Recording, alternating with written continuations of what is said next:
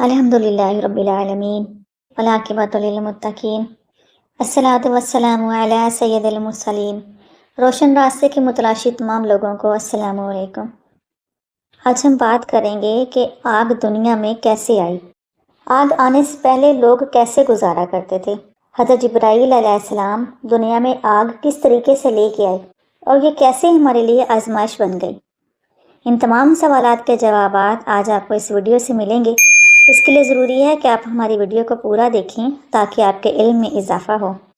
دنیا کی پر اسرار چیزوں میں سے ایک آگ نہ صرف انسان کی بقا کا ذریعہ ہے بلکہ اس کے تخلیقی اور تباہ کن پہلوؤں کا آئینہ بھی ہے۔ یہ وہ چیز ہے جس نے انسان کو روشنی دی، سردی میں گرمی عطا کی اور ایک تہذیب کی بنیاد رکھی۔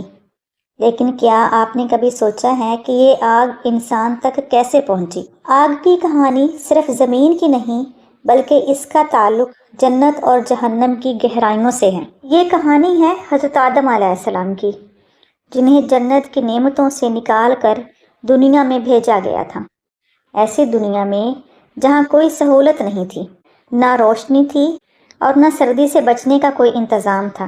بس یہی وہ لمحہ تھا جب اللہ تعالیٰ نے حضرت جبرائیل علیہ السلام کو آگ کا تحفہ دے کر انسان تک بھیجا۔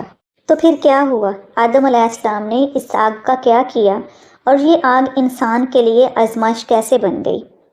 یہ وہ راز ہیں جو آپ جان کر حیران رہ جائیں گے۔ آئیے اس راز کے ہر پہلو پر نظر ڈالتے ہیں اور دیکھتے ہیں کہ جہنم اور دنیا کی آگ ہمیں کیا سکھاتی ہے۔ آگ انسان کے لیے ایک بنیادی عنصر ہے جو نہ صرف اس کی بنیادی ضرورت ہے بلکہ تہذیب کی بنیاد بھی ہے۔ آگ کا ذکر قدیم کہانیوں اور آسمانی کتابوں میں ایک اہم کردار کے طور پر ملتا ہے۔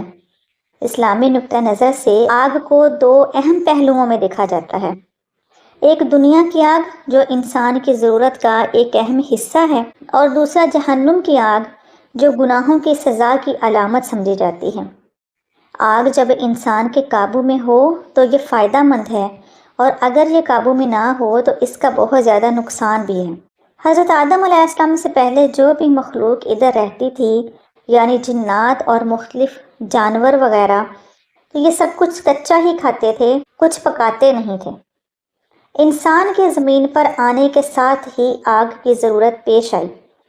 اللہ تعالیٰ نے آدم علیہ السلام سے کہا تھا وَقُلْنَا يَا آدَمُ اسْكُنْ أَنْتَ وَزَوْجُكَ الْجَنَّةَ، ہم نے کہا اے آدم آپ اور آپ کی بیوی جنت میں رہیے۔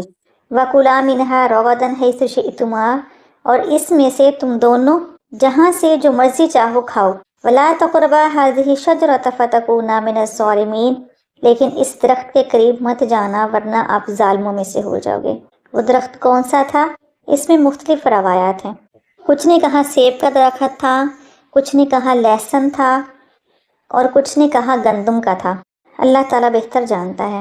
جنت میں رہنے والے حضرت آدم علیہ السلام اور حضرت اماں حوا علیہ السلام، ان دونوں کو جنت کی تمام نعمتیں دی گئیں، لیکن شیطانی وسوسات کی وجہ سے انہوں نے اللہ کے حکم کو توڑا اور جس درخت کے پھل کھانے سے اللہ تعالیٰ نے منع فرمایا تھا اس پھل کو کھا لیا، اور اسی ناراضگی میں اللہ تعالیٰ نے حضرت آدم علیہ السلام اور حوا علیہ السلام کو زمین پر بھیج دیا۔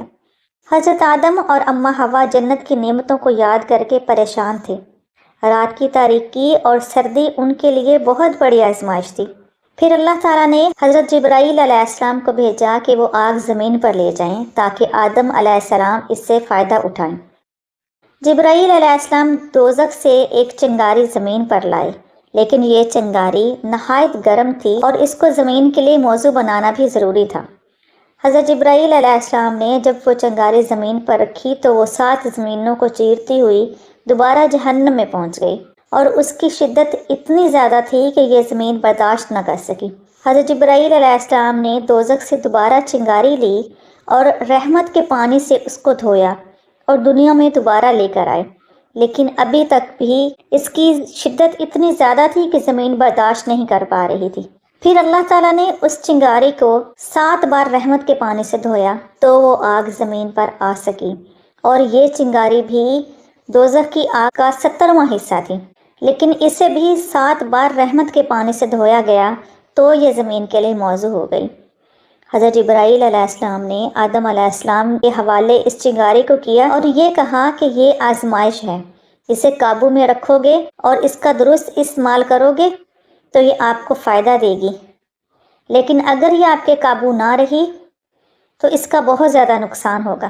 حضرت آدم علیہ السلام آگ کو دیکھ کر حیران اور شکر گزار ہوئے۔ حدیث مبارکہ میں ہے، حضور صلی اللہ علیہ وآلہ وسلم نے ارشاد فرمایا، تمہاری آگ جہنم کی آگ کا 70واں حصہ ہے۔ فرمایا اگر کوئی دوزخ کی آگ سے نکل کر دنیا کی آگ میں آئے تو اسے نیند آ جائے۔ آگ کو انسان نے کھانا پکانے اور سردی سے بچنے کے لیے استعمال کیا۔ قرآن پاک میں آگ کا ذکر اللہ تعالیٰ نے سورہ یاسین میں آیت نمبر 80 میں کیا ہے۔ اللہ تعالیٰ نے ارشاد فرمایا، الذی جعل لکم من الشجر الاخضر نارا فاذا انتم منہ توقدون، وہی ہے جس نے تمہارے لیے سبز درخت سے آگ پیدا کی، پھر تم اس سے آگ جلاتے ہو۔ انسانی تاریخ میں آگ کو تہذیب کا نشان سمجھا جاتا ہے اور یہ انسان کی بنیادی ضرورت ہے۔ اللہ تعالیٰ نے دنیا میں انسان کے فائدے کے لیے ہر چیز پیدا فرمائی۔ دنیا میں پھل ہیں، پھول ہیں، درخت، فصلیں، جانور، آگ، پانی، ہوا، ہر چیز اللہ تعالیٰ نے انسان کے فائدے کے لیے بھیجی ہے، اور انسان کی زندگی کی ضروریات پورا کرنے کے لیے اللہ تعالیٰ نے تمام کائنات کو کام میں لگایا ہوا ہے۔ اس لیے ضروری ہے کہ ہم اللہ تعالیٰ کا شکر ادا کریں۔ آگ بھی اللہ تعالیٰ کی بہت بڑی نعمت ہے، اگر آگ نہ ہوتی تو اس دنیا میں ہماری زندگی بہت زیادہ مشکل ہوتی۔ اللہ تعالیٰ نے یہ نعمت ہمیں عطا کی۔ اللہ تعالیٰ سے دعا ہے کہ ہمیں نعمتوں پر شکر ادا کرنے کی توفیق عطا فرمائے۔ وآخر دعوانا ان الحمد للہ رب العالمین۔